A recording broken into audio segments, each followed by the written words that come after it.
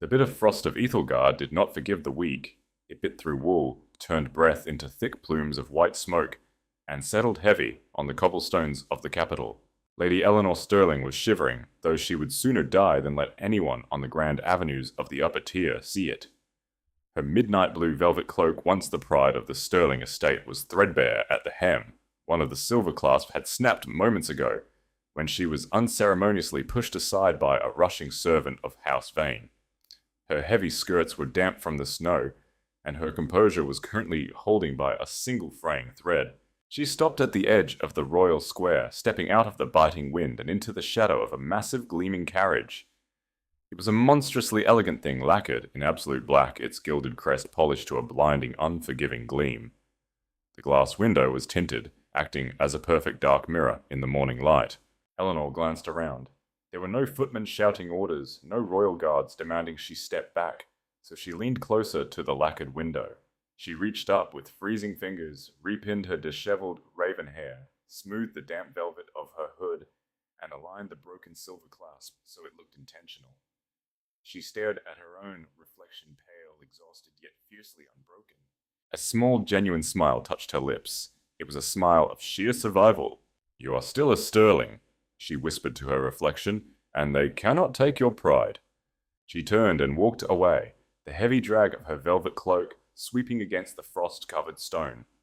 Her chin held high, as she vanished into the winter mist. What Eleanor did not know was that the carriage was not empty. Inside the velvet-lined interior, engulfed in absolute silence, sat King Alaric of Winterbourne. He was a man who commanded fear before he even demanded loyalty. Known across the continent as the War King, Alaric had ascended the throne 10 years ago, standing in the blood of his enemies. He had spent the last decade forging his kingdom into an unbreakable empire, ruling with an iron fist and a heart entirely turned to ice. He had not smiled in a decade. He had not attended a court gala for pleasure in just as long. He sat in the gloom of the carriage, a heavy, fur-lined cape draped over his broad shoulders. His dark, piercing eyes locked onto the spot where the woman had just been standing. He had watched her fix her hair. He had seen the quiet desperation followed by that defiant, breathtaking smile. It was a smile that had not asked the world for permission to exist. For the first time in 10 years, Alaric felt a strange, violent shift in his chest. "Commander." Alaric's voice was a low, resonant rumble, a sound that usually made generals tremble. Commander Thorne, seated silently opposite his king, straightened immediately. "Your Grace, the woman who just stood by the window." Alaric did not blink. "Find out her name before nightfall." Thorne hid his shock with years of disciplined military training. "At once, my king." It took the Royal Intelligence Network exactly 4 hours. Alaric had not expected it to take longer. When he returned to the obsidian walls of the royal stronghold, he bypassed the echoing Grand Hall and walked straight to his private war room. The heavy strike of his boot heels on the cold marble floors sounded like the beating of a slow drum. Thorne was waiting. He bowed low and offered a single sealed parchment. Alaric broke the royal wax. He read the precise, unfeeling script of his spies. Lady Eleanor of House Sterling, 24 years of age, daughter of the late Duke Sterling. The house fell into financial ruin 3 years ago after the Duke was falsely implicated in a trade embargo. Stripped of their lands, maintaining only a crumbling estate on the edge of the capital. She possesses no fortune, no political leverage, and is heavily ostracized by the high nobles. Alaric's eyes narrowed as he read the final footnote penned in red ink. Notable Lady Eleanor attended the autumn equinox gathering last month. She was publicly humiliated by Lady Seraphina of House Vane regarding her father's disgrace. Lady Eleanor did not weep. She delivered a flawless critique of House Vane's own political failures, silencing the room before walking out of the hall. She has not been invited to a royal gathering since. Alaric slowly lowered the parchment. He knew the Vane family. They were powerful, arrogant, and relentlessly pushing Lady Seraphina toward the throne as his prospective queen. Alaric tolerated their ambition because it was politically convenient, but he despised their methods. He looked toward the massive arched window of his war room, staring out at the snow falling over his kingdom. He thought of Eleanor's face in the carriage glass. He thought of a woman who had absolutely nothing left to lose yet carried herself like she owned the very earth she walked upon. "Commander Thorn," Alaric said quietly. "Sire, House Vane hosts the Winter Solstice Gala this Friday, do they not?" Thorn hesitated, visibly confused. "They do, your grace. But you have declined their invitation for the past 3 years." "Send word to Lord Vane," Alaric commanded, turning away from the window, his expression hard and unreadable. "The king will attend." The Winter Solstice Gala was an exercise in pure excess. The Vane estate was a glittering fortress of crystal chandeliers, roaring hearths, and hundreds of nobles dressed in silks and jewels that could feed a village for a decade. The air was thick with the scent of roasted meats, heavy perfumes, and whispered political treachery. Eleanor was there only because her aunt, a minor duchess clinging to the edges of high society, had forced her to act as a companion. Eleanor stood in the darkest corner of the grand hall near the draughty terrace doors. She wore a gown of deep emerald silk. It was 4 seasons out of fashion and lacked the intricate beadwork the other ladies displayed, but it fit her flawlessly, emphasizing the pale aristocratic line of her neck and her sharp, intelligent eyes. She held a glass of untouched wine, watching the room with quiet calculation. Then the heavy oak doors of the grand hall groaned open. The majordomo struck his staff against the marble floor. The sound cracked like a whip, silencing the orchestra, and the hundreds of murmuring nobles in an instant. His Royal Majesty King Alaric of Winterbourne. The temperature in the room seemed to drop 10 degrees. The crowd parted like water nobles, bowing and curtsying so deeply they nearly touched the floor. Alaric walked into the hall. He did not wear the ceremonial silks expected at such an event. He wore his formal military uniform, midnight black, adorned with silver threads, the heavy pelt of a northern wolf resting over one shoulder, and the silver crown of Winterbourne sitting brutally atop his dark hair. He moved with the terrifying, unhurried grace of an apex predator inspecting a cage. Lady Seraphina Vane immediately broke from the crowd, her smile practiced and radiant, draped in gold and ivory. She sank into a flawless curtsy. "Your Grace, we are beyond honored to host the crown tonight." Alaric looked at her. He did not smile. He did not offer his hand. "Lady Seraphina." It was an acknowledgement, nothing more. He stepped past her. A murmur of shock rippled through the nobility. Seraphina's smile froze her eyes, flashing with a sudden venomous humiliation.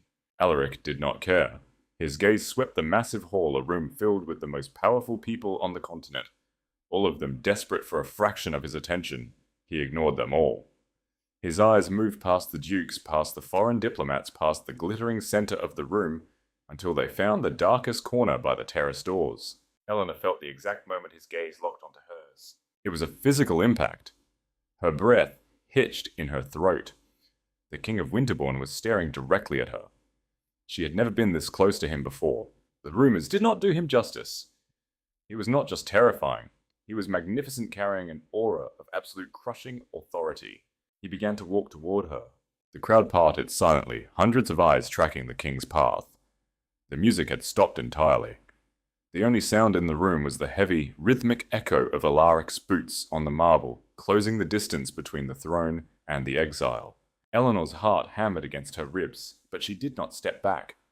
She held her ground, lifting her chin, refusing to lower her eyes, as the king stopped less than 2 feet away from her.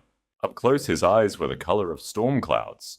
"You are Lady Eleanor of House Sterling," Alaric said. His voice was low, meant only for her, yet it vibrated with power. "I am your grace," Eleanor replied, her voice steady, though her hands trembled slightly against the cool glass of her wine goblet. "I am told your house has fallen out of favor with this court." "Favor is a fragile thing, your grace," Eleanor said smoothly, meeting his intense stare. "I prefer to stand on things that do not shatter when the wind changes." A beat of silence passed. The entire hall was watching them, holding a collective breath. Then the impossible happened. King Alaric, the ruthless war king, who had burned cities to ash, and who had not shown a shred of warmth in 10 years, slowly lifted his hand. He reached out, his leather-clad fingers brushing past her shoulder to adjust the collar of her emerald gown. It was an achingly intimate gesture, slow and deliberate. "Then let the wind blow, Lady Eleanor," Alaric murmured softly, his eyes dropping to her lips before meeting her gaze again. "I find I prefer the cold." He dropped his hand, gave her a single respectful inclination of his head, a bow from a king to an outcast, and turned to walk back into the center of the hall. Eleanor stood frozen, her skin burning where his hand had been. Across the room, Lady Seraphina's face had turned ash white. The game had changed, and the king had just chosen his piece. The royal citadel of Winterbourne was not built for comfort, it was built for supremacy. Its corridors were vast echoing caverns of white marble and obsidian designed to make anyone walking through them feel entirely insignificant. 3 days after the winter solstice gala, Lady Eleanor Sterling found herself walking down the endless expanse of the King's Wing. She had received a royal summons at dawn, a heavy parchment sealed with the silver wolf of the crown. The summons gave no explanation, only a time and a location. The Royal Archives, midday. The silence in the grand hallway was absolute, broken only by the heavy, rhythmic drag of Eleanor's dark plum velvet skirts sweeping across the freezing marble floor. The sound was a lonely whisper in the vastness of the palace, a stark reminder of her isolated standing. She held her head high, her spine perfectly straight, though her heart beat a frantic rhythm against her ribs. She turned the corner towards the archives, only to find her path blocked. Lady Seraphina Vane stood in the center of the corridor, flanked by 3 of her sycophantic ladies-in-waiting. Seraphina wore a gown of spun gold and pale cream, her neck dripping with diamond that caught the harsh winter light filtering through the high, clerestory windows. When she saw Eleanor, a smile of pure, polished malice stretched across her beautiful face. "Lady Eleanor," Seraphina's voice echoed sharply off the stone walls. "I must say I'm surprised the palace guards allowed you past the outer gates. Has your aunt lost another piece of her silver collection to pay for your carriage fare?" The ladies-in-waiting let out a chorus of synchronized mocking laughter. Eleanor did not flinch. She stopped, allowing the heavy velvet of her skirts to settle around her like armor. "Lady Seraphina, it is a marvel to see you so far from the throne room. I was under the impression you had chained yourself to the king's dais to ensure he did not forget you." Seraphina's smile vanished. Her eyes narrowed to cold slits. She took a step forward, the rustle of her expensive silks sounding like a warning hiss. "You think you are clever, Sterling?" Seraphina dropped the polite facade, her voice dropping to a venomous whisper. "You think, because the king looked at you in my hall, you have somehow elevated yourself from the dirt. Let me assure you, his grace was merely making a spectacle. He has a fondness for strays and curiosities. Do not mistake a moment of his pity for an ounce of his favor." Eleanor looked at Seraphina with an expression of profound, weary calm. "If the king's attention is truly so worthless, Lady Seraphina, why do you look as though you have not slept in 3 days? Seraphina's face flushed violently. She raised her hand, stepping into Eleanor's space, her voice trembling with raw fury. "You broken, arrogant little wretch! I will see you driven from this capital. I will see your family name erased from—" "You will do nothing of the sort." The voice did not come from Eleanor. It came from the shadows at the far end of the corridor. It was a voice that commanded armies, a voice that had ordered executions and broken empires. It was entirely quiet, yet it struck the corridor like a physical blow. King Alaric stepped into the light. He was not wearing his crown, but he did not need to. The sheer crushing weight of his presence demanded absolute submission. He wore a dark tailored tunic of midnight wool, his silver-hilted sword strapped to his hip. The heavy, measured strike of his leather boots against the marble floor echoed like a death knell as he closed the distance between them. Seraphina spun around, all the blood draining from her face. She sank into a frantic, desperate curtsy, her ladies-in-waiting practically throwing themselves to the floor. "Your Grace," Seraphina gasped at her voice completely stripped of its previous venom. We were merely exchanging pleasantries." Alaric stopped. He did not look at the ladies-in-waiting. He did not look at Seraphina. He looked entirely exclusively at Eleanor. "Is this true, Lady Eleanor?" Alaric's voice was smooth, dark, and utterly lethal. "Were you exchanging pleasantries?" Eleanor held his storm-cloud gaze. The power radiating from him was intoxicating, terrifying, and completely focused on her. "Lady Seraphina was just educating me on my place in the capital, Your Grace," Eleanor said, evenly, her voice echoing clearly in the stunned silence of the hall. Alaric's jaw tightened. A muscle leaped in his cheek. He finally turned his gaze to Seraphina. and the temperature in the corridor seemed to plummet to freezing. "Lady Seraphina," Alaric said, his tone dangerously soft. "Your family's ambition is tiresome. Your manners are entirely unacceptable. If I ever hear you speak the name Sterling with anything less than absolute reverence, I will personally see to it that the House of Vane is stripped of its titles and its lands." "Do I make myself clear?" Seraphina was shaking visibly. Her golden facade had shattered into 1,000 jagged pieces of terror. "Yes, your grace. Forgive me, your grace." "Leave my sight." Seraphina and her ladies scrambled to their feet, fleeing down the corridor, with the frantic rustle of dragging silks entirely stripped of their dignity. Alaric did not watch them go. He turned back to Eleanor. They stood alone in the vast echoing marble hallway. The silence between them stretched thick with unspoken tension. Eleanor realized she was trembling not from fear of Seraphina, but from the overwhelming raw energy of the man standing before her. "You did not have to do that," Eleanor said quietly. "I am the king," Alaric replied, his dark eyes tracing the delicate line of her jaw. "I do exactly what I wish to do. Come with me."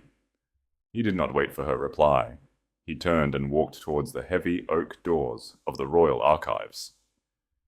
Eleanor followed her velvet skirts, brushing against the stone the scent of cedar and cold winter air trailing behind him. The royal archives were a sanctuary of ancient knowledge and suffocating silence.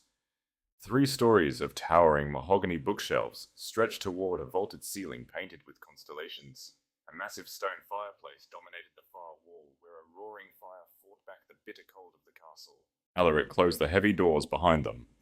The click of the iron latch sounded terribly final. He walked to the fireplace, staring into the flames, his broad back to her. Eleanor stood near a large oak reading table waiting. She had survived the royal court by knowing when to speak and when to remain silent. Right now, the silence belonged to the king. "They call me the War King," Alaric said, suddenly his voice echoing softly in the cavernous room.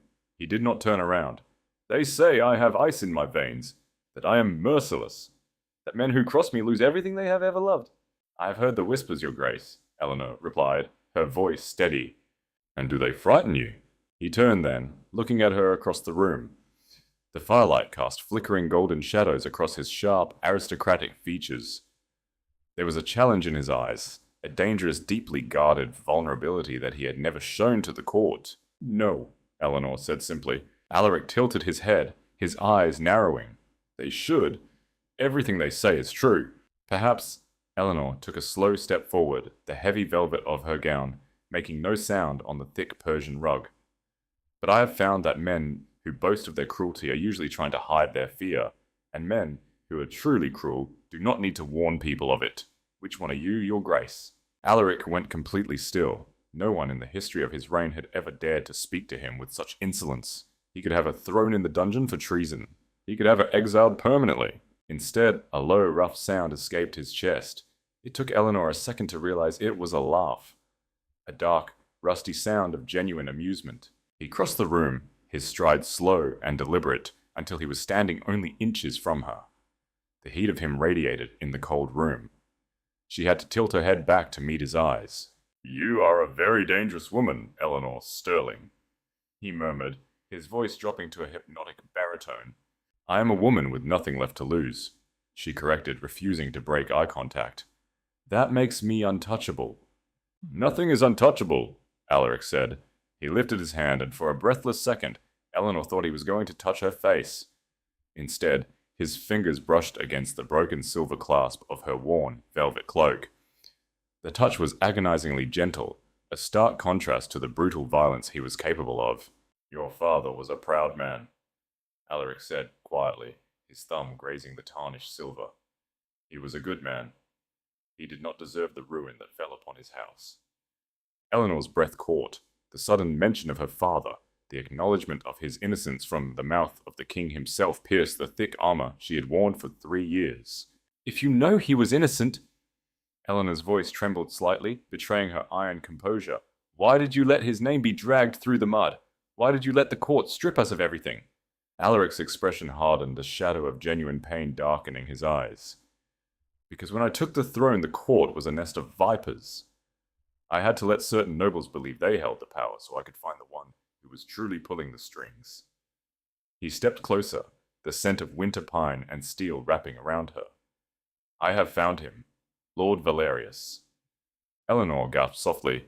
Lord Valerius was the Prime Minister of the Crown, the most trusted advisor in the realm, and the uncle of Lady Seraphina. He is the one who framed your father. Alaric continued, his voice a low, lethal vow. And he is the one who ordered the ambush that killed my younger brother 10 years ago. The revelation struck the room like a thunderbolt. Eleanor stared at the king, suddenly understanding the terrifying, frozen wasteland he had turned his heart into. He had not become a monster out of cruelty. He had become a monster to survive a court of traitors, waiting 10 long years to execute his revenge. "Why are you telling me this?" Eleanor asked, her voice a fragile whisper. "I am no one. I am an exile." Alaric reached out his hand, finally coming to rest against her cheek. His leather glove was rough, but his touch was impossibly tender. His thumb brushed over her cheekbone, a gesture of raw, terrifying possession. "Because Eleanor," Alaric said, his eyes burning into hers with an intensity that made the rest of the world vanish. "For 10 years I've lived in the dark. I decided the safest thing I could be was a ghost unreachable, with nothing left for them to take, and then I saw you standing in the snow, broken and ruined, and you smiled at your own reflection, like you had already conquered the world." He stepped into her space, his chest brushing against hers, the heat of the fire behind them paling in comparison to the heat between them. "You are not an exile to me," the War King whispered against her lips. "You are the only real thing in this entire kingdom." And, in the suffocating silence of the royal archives, surrounded by the ghosts of history and the shadows of a corrupt court, the king lowered his head. The kiss was not an act of gentle romance, it was a collision. When King Alaric's mouth finally met hers in the suffocating silence of the royal archives, it carried the weight of a decade of buried rage, frozen grief, and a sudden terrifying hunger. Eleanor gasped, her hands instinctively rising to grip the heavy wool of his tunic. The smell of cedar winter frost and old parchment surrounded them. He kissed her the way he ruled his kingdom, with absolute unyielding authority, leaving no room for retreat.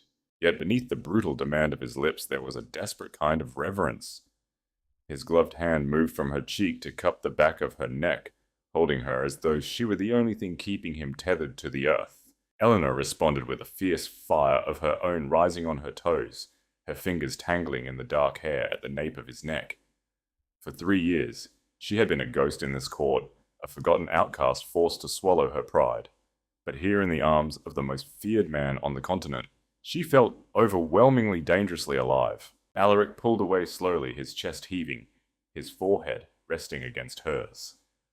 The silence of the archives rushed back in, broken only by the crackle of the hearth and their ragged breathing. "You are marked now, Eleanor," Alaric whispered, his voice dark and gravelly. His eyes were entirely black in the firelight. "By bringing you into my favor, I have painted a target on your back. The court will tear you apart if they sense a moment of weakness." "Let them try." Eleanor breathed, her chin lifted in that same unbroken defiance he had seen through the carriage glass. "I have survived their venom for 3 years without a crown to protect me. I am not afraid of their whispers."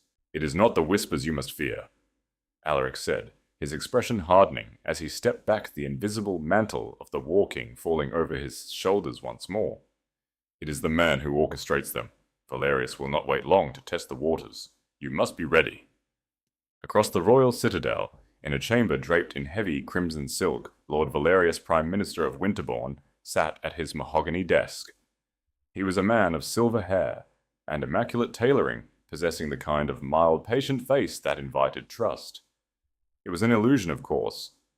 Valerius was the architect of shadows, a man who had spent 30 years quietly moving kings and dukes across the political board like wooden pieces.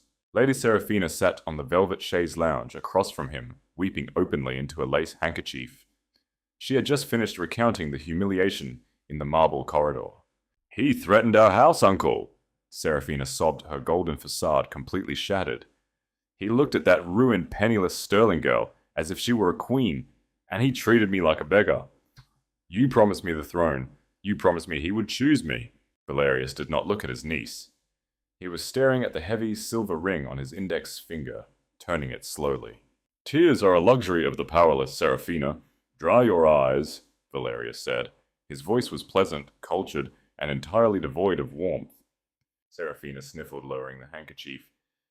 "What are we to do if the king elevates her?" "The king," Valerius interrupted softly, "has finally made a mistake." He stood up and walked to the arched window, looking out over the frozen courtyards of the palace. For 10 years, Alaric had been an impenetrable fortress. The young king had taken the throne in blood, yes, but he had ruled with a cold, terrifying logic. He had no mistresses. He formed no deep attachments. He had been a ghost wrapped in iron. You could not manipulate a man who wanted nothing and loved no one. I ordered the ambush on his brother a decade ago to teach the young king a lesson in obedience. Valerius mused quietly, almost to himself. Instead, it turned him into a monster. A very efficient, very dangerous monster. I've spent 10 years looking for a crack in his armor.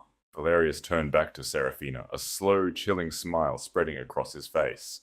"And now he has handed me his heart on a silver platter. Lady Eleanor Sterling. The ghost has found a heartbeat, my dear Seraphina, and heartbeats can be stopped." 2 nights later, the royal court gathered for the Banquet of the Silver Moon. It was a mandatory state dinner, a glittering display of power, held in the great hall of the citadel. The vaulted ceilings disappeared into shadows, while hundreds of floating candles illuminated the long, polished obsidian tables. The air was thick with the scent of roasted venison spiced wine, and the suffocating, heavy perfumes of the nobility. Eleanor arrived unescorted. The moment she stepped through the grand archway, a palpable, heavy silence fell over the room.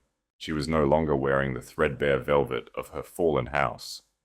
That afternoon, a silent royal guard had delivered a massive wooden box to her crumbling estate.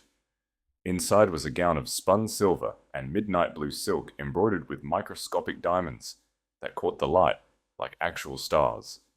It was a dress meant for royalty. As Eleanor walked down the steps, the heavy silk whispering against the marble, the whispers of the court rose like a swarm of hornets. She felt the venomous glares of the duchesses and the calculating stares of the lords.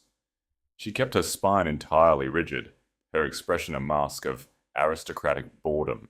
She was seated at the far end of the hall, isolated among minor barons and foreign envoys. It was a deliberate placement by the Master of Protocol, a loyalist to Lord Valerius. At the head of the great hall, on a dais elevated above the rest, sat King Alaric. He wore his crown of blackened steel and ice diamonds.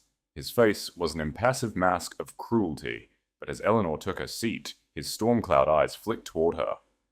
A microscopic tightening of his jaw was the only sign that he registered the dress he had sent her. To Alaric's right sat Lord Valerius, smiling his mild grandfatherly smile. As the second course of swan and spiced wine was served, the clinking of silver goblets filled the cavernous hall. Then a man stood up. It was Earl Harrington, a notoriously wealthy nobleman who owed his entire fortune to Valerius's political maneuvering. He was flushed with wine, his voice booming over the polite murmurs of the hall. "A toast," Harrington bellowed, raising his golden goblet, "to His Majesty the War King, and to the absolute loyalty of his court." A murmur of agreement rippled through the hall. Nobles raised their glasses. But Harrington did not sit down. He turned his body, his gaze locking directly onto Eleanor at the far end of the room. A cruel, drunken smirk twisted his features. "And let us pray." Harrington continued, his voice ringing loudly in the sudden tense silence. "That our king's court remains pure, that we are not forced to dine with the remnants of traitors. It is a known fact that treason runs in the blood. When a duke dies in disgrace, his offspring should have the decency to crawl into the shadows rather than parading in stolen silver in the presence of their betters." The entire hall went dead silent. It was a direct, unforgivable insult. Seraphina, seated a few tables away, hid a triumphant smile behind her crystal goblet. Lord Valerius simply took a sip of his wine, watching the king. It was a test. A public provocation to see how far Alaric would go to protect his new curiosity. Eleanor sat perfectly still. Her heart hammered a frantic rhythm against her ribs, but her face remained carved from ice. She did not lower her eyes. She stared directly at Earl Harrington, refusing to give him the satisfaction of a reaction. At the high table, King Alaric slowly set down his silver goblet. The sound of the metal, hitting the obsidian table echoed through the silent hall like a gunshot. Alaric stood up. He did not speak. He stepped down from the dais. The heavy, measured tread of his boots on the stone floor sounded like the march of an executioner. The temperature in the great hall seemed to drop to freezing. Lords and ladies instinctively shrank back in their chairs, their breath catching in their throats. Alaric walked the entire length of the hall, his dark cape billowing behind him, until he stopped directly in front of Earl Harrington. Harrington's arrogant smirk faltered. The wine suddenly seemed to sour in his stomach. The king was staring at him with eyes so cold, so entirely devoid of mercy, that the Earl began to tremble. Your Grace, Harrington stammered, the goblet shaking in his hand. I merely meant to defend the honor of your court. Did you... Alaric's voice was a soft, lethal whisper that somehow carried to the very back of the room. Yes, sire, the sterling name is a stain. Alaric moved faster than the human eye could track. His gloved hand shot out, grabbing Harrington by the throat. With a brutal, effortless surge of strength, the War King lifted the grown man entirely off his feet and slammed him backward onto the obsidian dining table. Crystal shattered. Wine spilled like blood across the white linen. Women screamed. Guards at the doors drew their swords, but Alaric raised a single finger, and they froze in place. Harrington gagged his face, turning purple, his hands desperately clawing at Alaric's iron grip.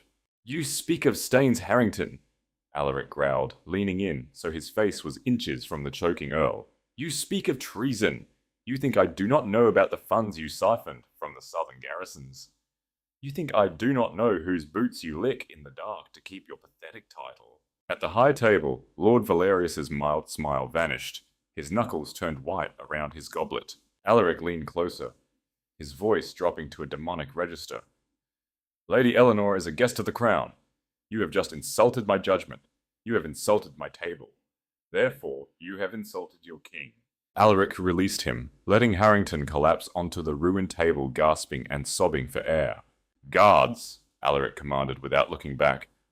Strip this man of his noble crest, seize his lands, empty his vaults, and throw him into the black cells of the lower dungeon. I will interrogate him personally regarding his financial treasons tomorrow. No, please, mercy, your grace! Harrington screamed as two massive royal guards dragged him from the hall, his pleas echoing horribly before the heavy oak doors slammed shut. Silence descended again. Absolute terrifying silence. Alaric turned. He looked at the hundreds of terrified nobles. He looked at Valerius. Then, he looked at Eleanor. If anyone else in this room, Alaric's voice rang out, ringing with the absolute authority of a sovereign, has an opinion on Lady Eleanor Sterling, I suggest you speak it now. No one breathed. The message was clear. Touch her and I will burn you to ashes. Later that night, long after the disastrous banquet had ended and the nobles had fled to their chambers, Eleanor stood on the stone balcony of the winter garden. Snow was falling gently, dusting the dark branches of the pine trees in pale silver. She wore her heavy velvet cloak over the glittering dress, but she could not feel the cold. She heard the heavy footsteps behind her before he spoke. You should not be out here alone, Alaric said, stepping onto the balcony. He had discarded his crown, and his heavy cape looking more like a warrior than a king. Eleanor turned to face him. The moonlight cast sharp shadows across his face, highlighting the exhaustion beneath his terrifying power. You destroyed a man tonight simply because he spoke ill of me, Eleanor said quietly. You showed the entire court your hand. You showed Valerius your weakness. Alaric stepped closer, closing the distance until the heat of his body shielded her from the freezing wind. I showed them that my patience has ended. Harrington was a corrupt fool, but he was merely the opening move. Valerius pushed a pawn to see if I would react. And you brought down an avalanche, Eleanor whispered, looking up into his storm cloud eyes. He knows, Alaric. Valerius knows that you care for me. He will not stop. He will use me to tear your kingdom apart. I will not let him touch you. Alaric vowed, his voice fierce, his hands coming up to grip her shoulders. 11 years ago, he took my brother from me because I refused to be a puppet. I spent a decade turning my heart to stone so he could never hurt me again, but I am done hiding in the cold. I am done being a ghost. He slid his hands up her neck, cradling her face, his thumbs gently wiping away a stray snowflake from her cheek. Let him come. the War King murmured against her lips, his breath hot in the freezing air. Let him try to take you. I will drown this entire corrupt citadel in blood before I let anyone take you from me. And under the pale light of the silver moon, surrounded by the beautiful deadly winter of Aethelgar, Alaric kissed her again. This time, it was not a collision, it was a promise.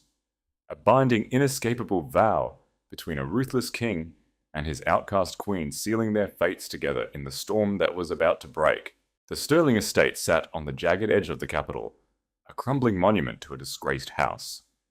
Its stone walls were thick with frost, and its great halls had been largely empty since the crown seized their assets 3 years ago. Eleanor preferred the quiet. It gave her time to think.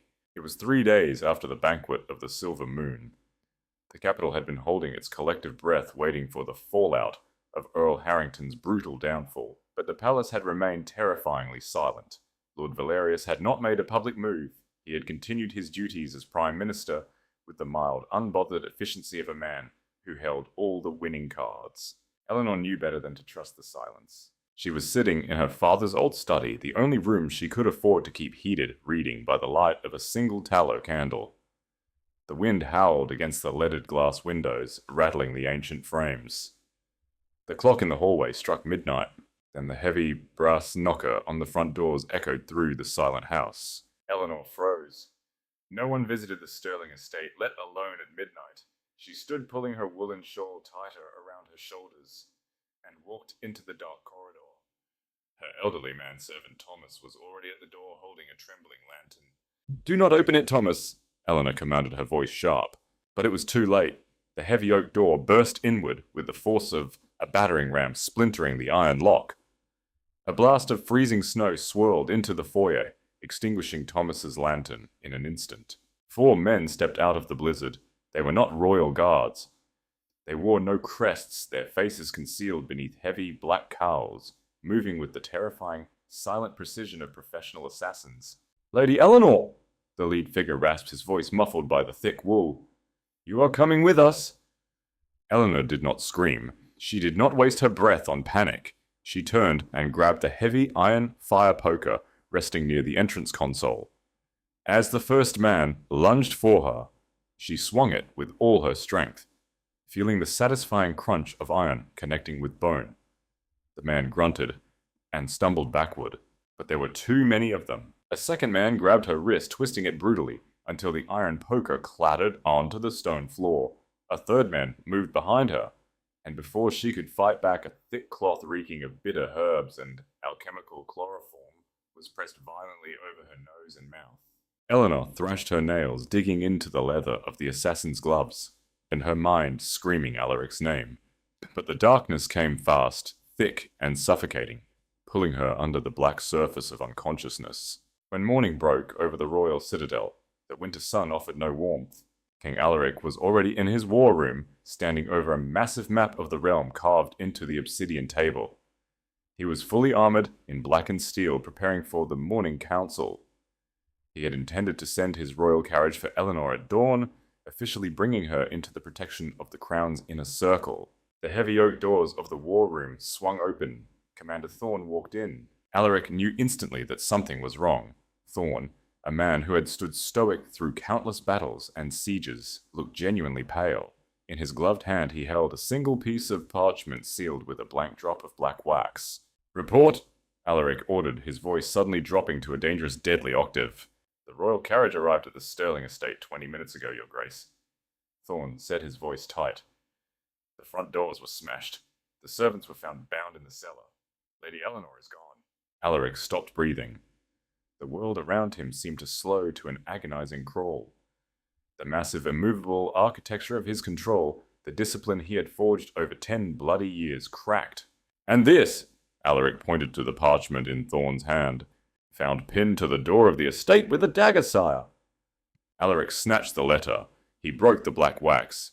The handwriting was elegant, precise, and entirely anonymous. But Alaric knew exactly who had penned it. Your Grace, it seems your prized curiosity has wandered too far into the cold. She is currently residing in a secure, undisclosed location far from the capital's borders. If you wish for her to return to your court, breathing you will attend tomorrow's council meeting. You will officially yield command of the northern and southern garrisons to the Prime Minister, and you will sign the abdication protocol citing mental fatigue. If you send your spies, if you mobilize your royal guard, or if you refuse these terms, the Lady Sterling will be returned to you in pieces.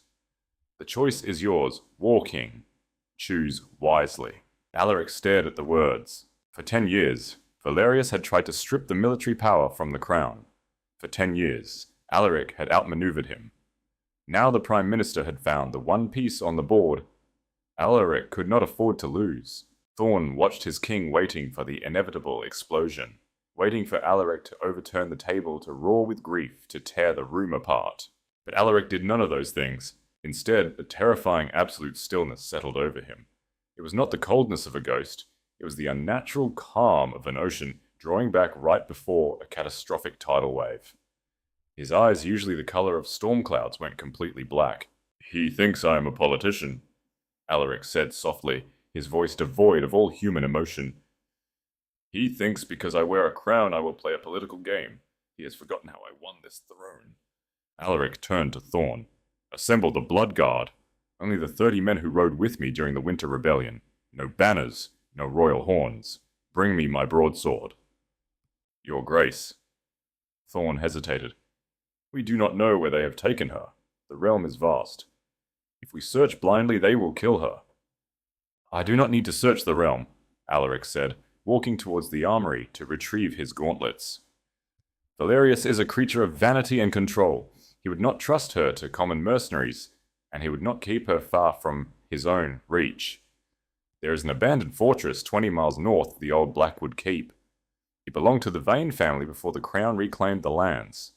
It is isolated, heavily fortified, and perfect for holding a prisoner, while the Prime Minister sits comfortably in the capital." Alaric strapped the heavy steel gauntlets over his leather gloves.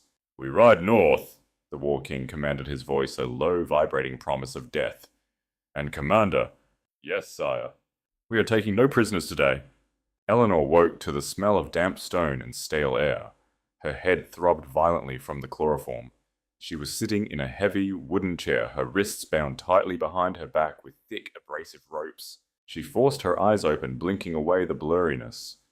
She was in a large, circular room made of rough-hewn granite.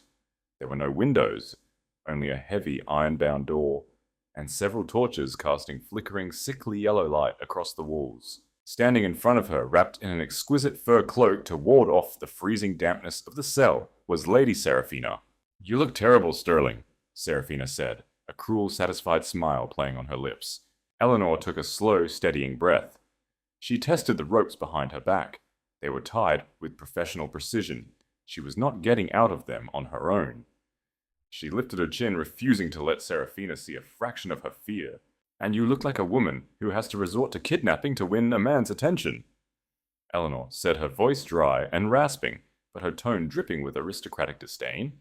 "It is a rather pathetic strategy, Seraphina, even for you." Seraphina's smile vanished. She stepped forward and struck Eleanor across the face. The slap echoed sharply in the stone room. Eleanor's head snapped to the side, a thin cut opening on her lower lip tasting of copper. Eleanor slowly turned her head back, looking at Seraphina with cold, unbroken eyes. "You hit like a coward."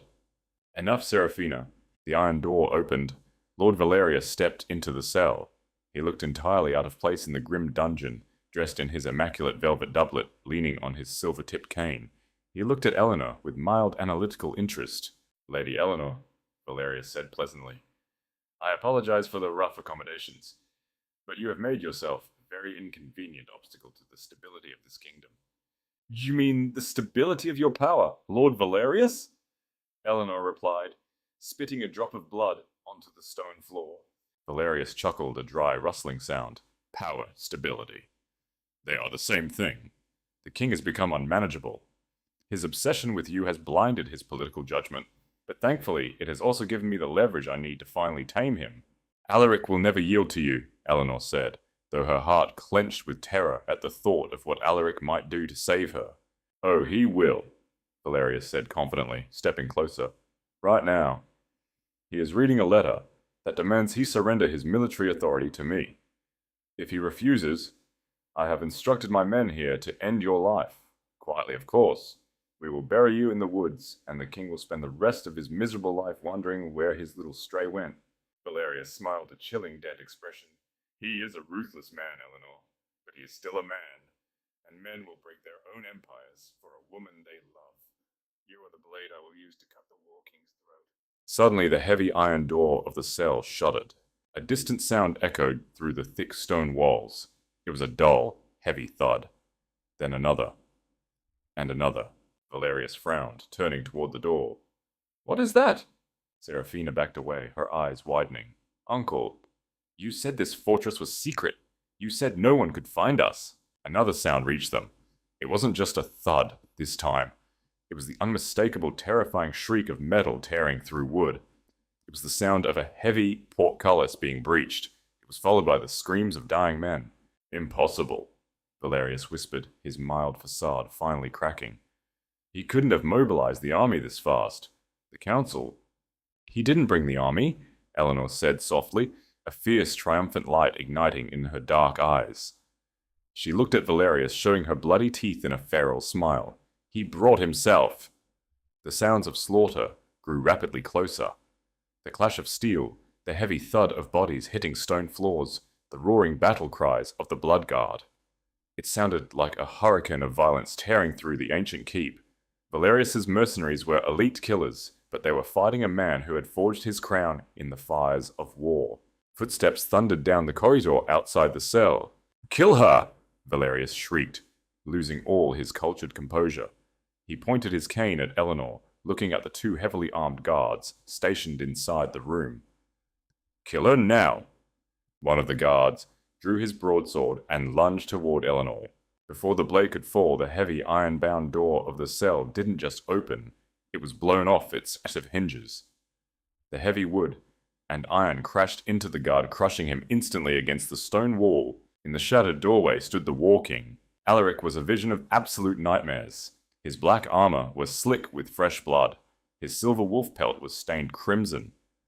He held his massive broadsword in his right hand, the steel dripping rhythmically onto the stone floor. His eyes were wide feral, and burning with a rage so catastrophic it seemed to suck the oxygen out of the room.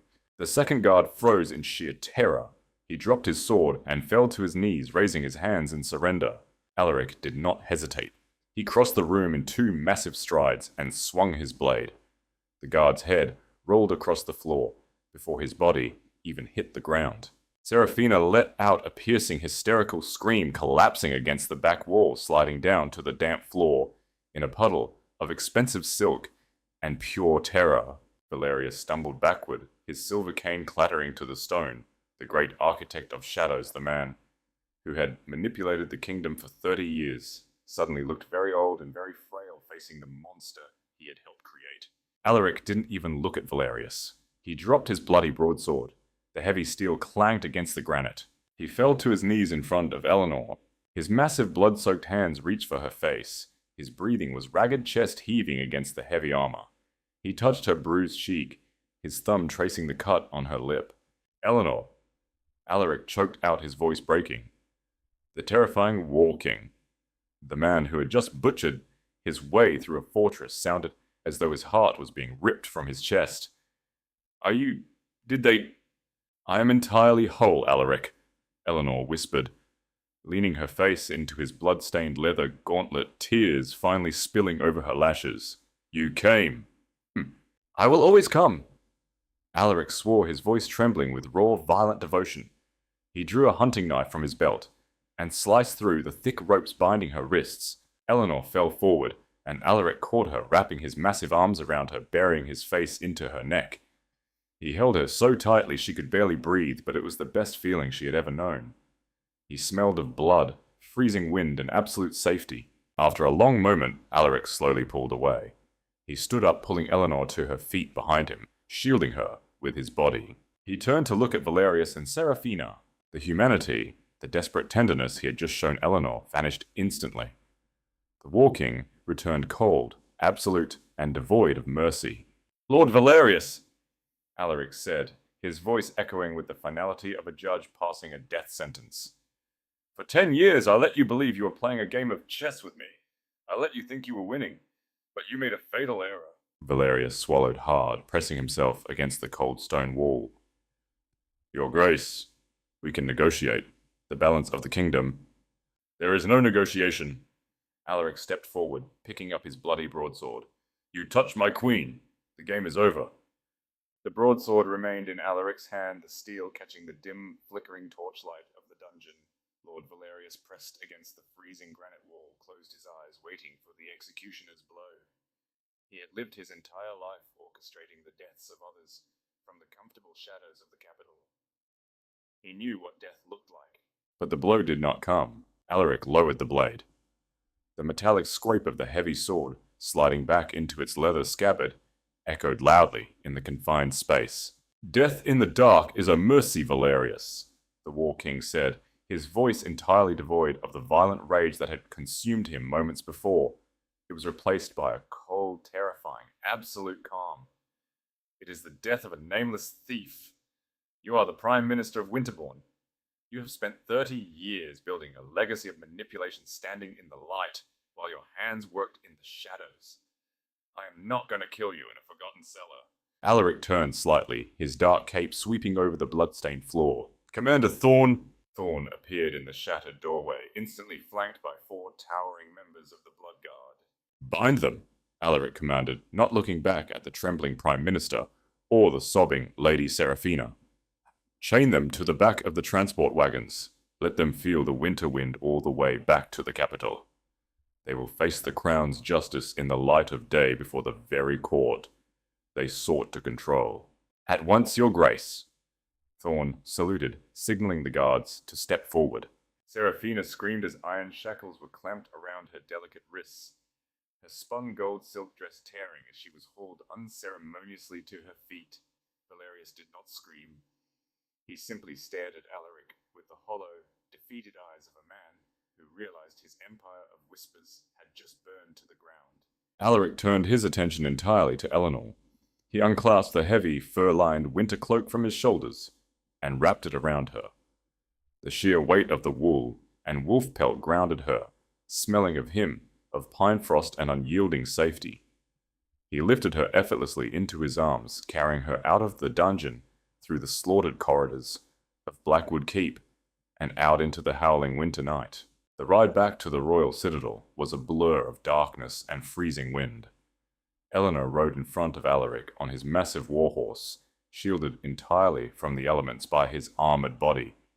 He held her, with a fierce, possessive grip, as if terrified that the winter sky itself might try to steal her away. When they arrived at the gates of Winterborn, the sun had not yet risen, but the palace was fully awake. The heavy iron portcullis was raised, and rows of royal guards stood at attention, their torches burning bright against the pre-dawn gloom. Alaric did not take her to the guest wing. He did not call for the royal physicians. He carried her directly through the silent, echoing marble corridors of the king's wing, bypassing the bewildered servants, and brought her into his own private chambers. The king's bedchamber was a massive room of dark oak, deep crimson tapestries, and a roaring hearth that cast a warm golden glow over the enormous 4-poster bed. He set her gently on the velvet coverlet. Bring warm water, clean linens, and my personal healing salves, Alaric commanded a wide-eyed maid who had been stoking the fire. Then leave us. Tell the guard that no one is to approach these doors upon pain of death. The maid scurried away, returning moments later with a silver basin of steaming water before vanishing from the room. Alaric stripped off his blood-stained steel gauntlets. He poured the warm water into the basin and took up a soft linen cloth. He knelt beside the bed, the War King, the most feared sovereign on the continent, kneeling on the cold stone floor before a disgraced noblewoman. He was agonizingly gentle. He wiped the soot, the dirt, and the dried blood from her bruised face. He cleaned the small cut on her lip where Seraphina had struck her. Eleanor watched him, completely captivated by the raw, unguarded devotion in his storm-cloud eyes. You brought the whole kingdom to the brink of war for me, Eleanor whispered, her voice still raspy from the cold. Alaric stopped, his hand resting warmly against her cheek. I would burn the world to ash and rule over the embers if it meant keeping you safe. You must understand that by now, Eleanor. You are not a pawn on their board anymore. You are the board. He reached into the inner pocket of his dark tunic and pulled out a heavy object. He took Eleanor's left hand and placed it in her palm. Eleanor gasped. It was a massive silver signet ring bearing the crest of a soaring falcon, the ancient crest of House Sterling. It had been confiscated by the crown 3 years ago when her father was falsely accused of treason. I recovered it from Valerius's private vault tonight, Alaric said quietly. Your father was a man of honor. The court stole his name, his lands, and his life. Tomorrow, I am giving it all back to you, but I am asking for something in return. Eleanor looked up from the silver falcon, her breath hitching at the intensity in Alaric's gaze. I am a king who has lived in the dark for a decade. Alaric murmured, his voice thick with emotion. You are the only light I have found. Do not ask me to let you go back to the edges of this court. Stand beside me, not as a lady of the realm, but as its queen. Eleanor looked at the ruthless, brilliant, broken man who had laid his entire empire at her feet. She did not hesitate. I will stand beside you, Alaric, she promised, her fingers tightening around the heavy silver ring. In the light, and in the dark. The great hall of Winterbourne had never been so terrifyingly silent. It was high noon. The entire nobility of the capital had been summoned by royal decree. No excuses of illness or distance were accepted. The heavy oak doors had been sealed from the outside by the blood guard. Inside, hundreds of lords, dukes, and duchesses stood in their finest silks, their faces pale with anxiety. The atmosphere was thick with the suffocating weight of impending doom. The rumors had spread like wildfire at dawn. The Prime Minister's estate had been raided by the King's men. Lady Seraphina had not returned to her chambers. Earl Harrington was already rotting in the dungeons. The court, which had spent years comfortably insulated by Valerius's political maneuvering, suddenly realized that the War King had slipped his chains. The heavy, rhythmic sound of the majordomo's staff striking the marble floor shattered the silence. His Royal Majesty King Alaric of Winterbourne. The nobles fell to their knees instantly. The rustle of heavy silk and velvet sweeping across the cold stone floor sounded like a collective intake of breath. Alaric walked into the great hall. He wore the ceremonial armor of the crown, gleaming obsidian plates etched with silver runes.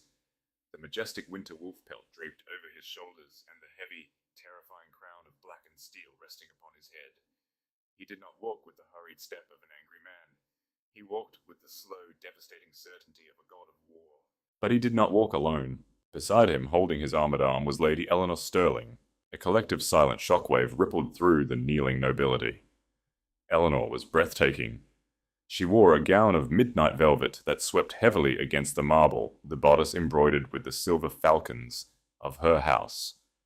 Her dark hair was pinned back elegantly, and she walked with a posture so flawlessly regal, so completely unbroken, that she made the rest of the aristocrats in the room look like mere peasants. Alaric led her up the steps of the royal dais. He did not direct her to the side. He guided her to stand directly beside the massive iron throne. The king turned to face his kneeling court. Rise! The nobles scrambled to their feet, their eyes darting nervously between the king and the woman they had spent 3 years mocking, ostracizing, and humiliating. Bring them in, Alaric commanded. His voice echoed off the high vaulted ceilings, cold and absolute. The side doors of the great hall groaned open. 6 members of the blood guard marched in, dragging 2 figures bound in heavy iron chains. A gasp echoed through the hall. Lady Seraphina, the golden jewel of the court, the woman who was supposed to be queen, was shoved to her knees at the base of the dais. Her dress was ruined, her face stained with tears and dirt, her arrogant pride completely shattered. Beside her, the Lord Valerius was forced to his knees, his silver hair unkempt, his face a mask of bitter defeat. Look upon your Prime Minister! Alaric's voice rang out, vibrating with lethal authority. Look upon the man who has dictated your alliances, your wealth, and your whispered treasons for a decade. Last night, Lord Valerius attempted to blackmail the crown by kidnapping Lady Eleanor Sterling, threatening her life in exchange for military control of my empire. Whispers of horror erupted from the nobles, quickly silenced by a single dark look from the king. His treason does not end there, Alaric continued, signaling to Commander Thorn. Thorn stepped forward, carrying a heavy iron lockbox. He opened it, dumping hundreds of sealed letters onto the marble floor. "We have seized the Prime Minister's private archives," Alaric declared. "Contained within these letters is irrefutable proof that Lord Valerius orchestrated the assassination of my brother, Prince Thomas, 10 years ago. It also contains the proof that Valerius fabricated the charges of treason against the late Duke Stirling, stealing his lands to line his own pockets." The court was paralyzed. The sheer magnitude of the crimes was incomprehensible. Nobles who had aligned themselves with Valerius began to sweat, realizing their own names were like inked in those very letters. Alaric stepped down from the dais, his heavy boots echoing in the silent hall. He stopped in front of the trembling Valerius. "You thought you could control the shadows, Valerius," Alaric said softly, though the entire room heard him. "But shadows only exist because of the light, and you have run out of places to hide." Alaric turned his back on the broken man and addressed the court. "Lord Valerius is stripped of all titles, all lands, and all wealth. He is sentenced to hang by the neck until dead at tomorrow's dawn," Alaric decreed. "Lady Seraphina of House Vane is stripped of her nobility. She will be exiled to the desolate northern monastic colonies, never to set foot in this capital again." Seraphina let out a loud, wretched wail, collapsing onto the marble, begging for mercy. Alaric ignored her. "Guards, remove them from my sight." As the traitors were dragged screaming from the great hall, Alaric walked back up the steps of the dais. He stopped in front of Eleanor. The fierce, terrifying aura of the War King softened imperceptibly as he looked at her. He turned to the court. "For 3 years this court allowed a great and noble house to be destroyed by lies." Alaric's voice boomed, rich with undeniable power. "You mocked her. You shunned her. You allowed corruption to dictate your honor. Today that ends." Alaric reached out his hand to Eleanor. She placed her hand in his, her chin held high, her dark eyes sweeping over the hundreds of nobles who had once looked down on her. "I hereby restore the House of Stirling to its full glory," Alaric declared. "All lands, titles, and wealth are returned tenfold, but Lady Eleanor will not be returning to her father's estate." A heavy, breathless anticipation settled over the great hall. Alaric turned fully to Eleanor. From the velvet cushion held by the Archbishop, Alaric lifted a crown. It was not a delicate, decorative piece. It was the Queen's crown of Winterbourne, forged of white gold and encrusted with blinding, flawless diamonds that caught the light of the hall in a dazzling display of absolute supremacy.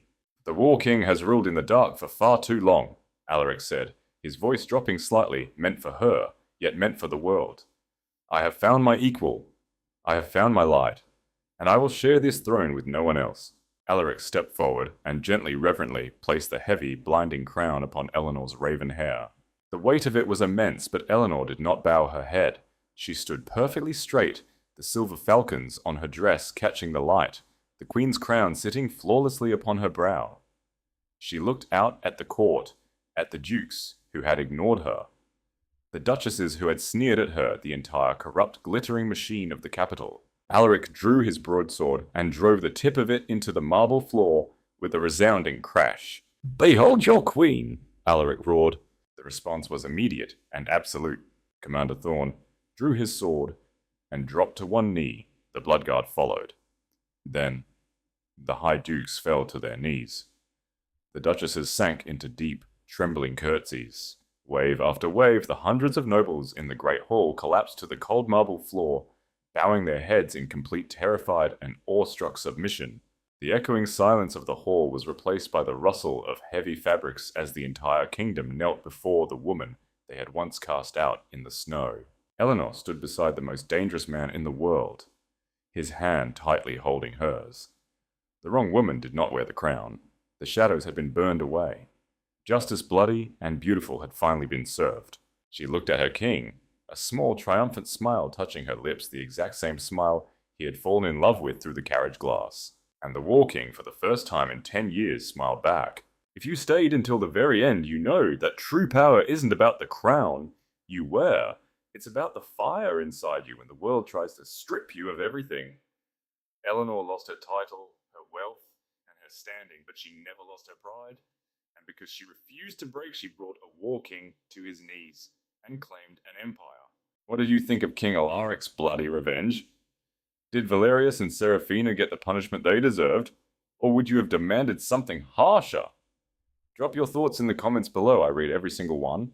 And I love seeing how you view the scales of royal justice. If this story made your heart race, if you love seeing the outcast rise and the arrogant fall, make sure to hit that subscribe button. Like this video, share it with someone who loves a truly epic royal romance and ring that notification bell.